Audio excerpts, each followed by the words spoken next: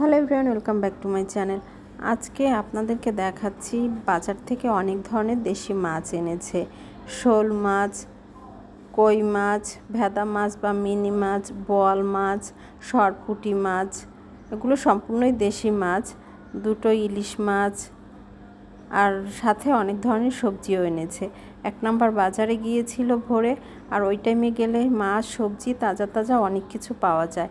আর এনেছে কারণ আমার 2 ভাসুর আমেরিকাতে থাকেন, ওনারা দুজনেই এসছে আমাদের বাসায়, এই জন্যই ওনাদের পছন্দ মতো মাছগুলো রান্না করা হবে। দুপুরে চিকেন খেয়েছে, সাথে অন্যান্য সবজি তরকারি। তো রাতে বিরিয়ানির সাথে বোয়াল মাছটা রান্না করছি, আপনাদেরকে দেখাচ্ছি।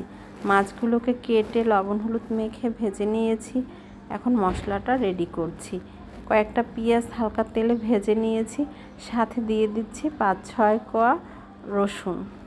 দুটোকে একসাথে করে ব্লেন্ডার করে নিচ্ছি। তো আমি ব্লেন্ডার করে নিয়েছি, এখন মাছটাকে রান্না করতে হবে। কড়াইতে অল্প পরিমাণে তেল দিয়েছি, তেল দিয়ে বাটা মশলাটা দিয়ে দিলাম। এখন ভালো করে নেড়ে চেড়ে মশলাটাকে কষিয়ে নিব। আর দিয়ে দিলাম সাথে অল্প পরিমাণে আদা বাটা। বড় মাছ, ওতে অল্প আদা বাটা দিলে খেতে অন্যরকম লাগবে। দিয়ে দিচ্ছি হলুদ গুঁড়ো, মরিচ গুঁড়ো। যে যেমন ঝাল খান ওইভাবে পছন্দ মতো মশলাটা আপনার ইচ্ছা মতো দিবেন।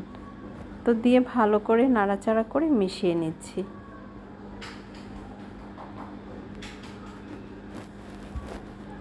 দিয়ে দিলাম পরিমাণ মতো লবণ, দিয়ে ভালো করে নেড়েচেড়ে আবার মিশিয়ে নিলাম। এখন আমি 2টো টমেটো কেটে রেখেছিলাম, সেই টমেটো দুটো দিয়ে দিলাম। টমেটো দিয়ে মশলাটাকে ভালো করে কষিয়ে নিলাম।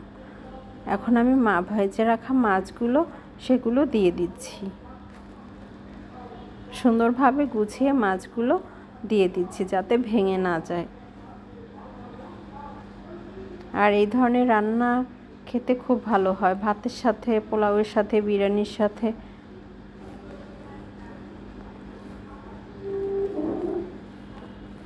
তো আমি সব মাছগুলোই দিয়ে দিয়েছি।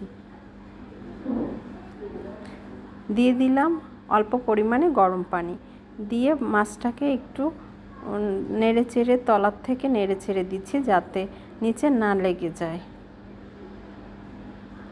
এভাবে করে নেড়ে চেড়ে নিচ্ছি।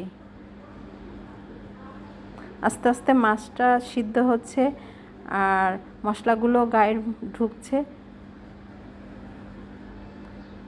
আর এখন দিয়ে দিলাম কিছুটা ধনেপাতা কুচি। আর বোয়াল মাছে সবসময় ধনেপাতা দিয়ে রান্না করলে এর স্বাদ খেতে খুব ভালো হয়। জিরে দেওয়ার চেয়ে ধনেপাতাটাই খুব ভালো হয়, এজন্য আমি ধনেপাতা দিয়েই রান্না করি।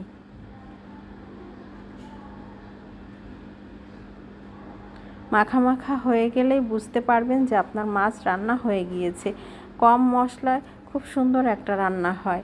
এইভাবে করে খেয়ে দেখবেন, খুব ভালো লাগবে খেতে।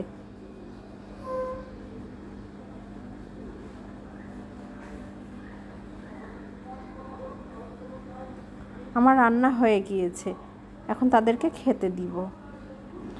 আর আমার 2 ভাসুর আসছে, সাথে এক ভাগ্নেও এসছেন। তো স্নেহার বাবা সবাই একসঙ্গে খেতে বসেছেন, তারাও খাচ্ছে। আর আমার এই ধরনের ভিডিও যদি আপনাদের ভালো লাগে তো জানাবেন, লাইক, শেয়ার, কমেন্ট অবশ্যই করবেন, আর সাথে একটা সাবস্ক্রাইব করে দিবেন। তো আবার আসবো নতুন আরেকটা ভিডিও নিয়ে। আশা করি আমার এই রান্নাটা আপনাদের ভালো লেগেছে।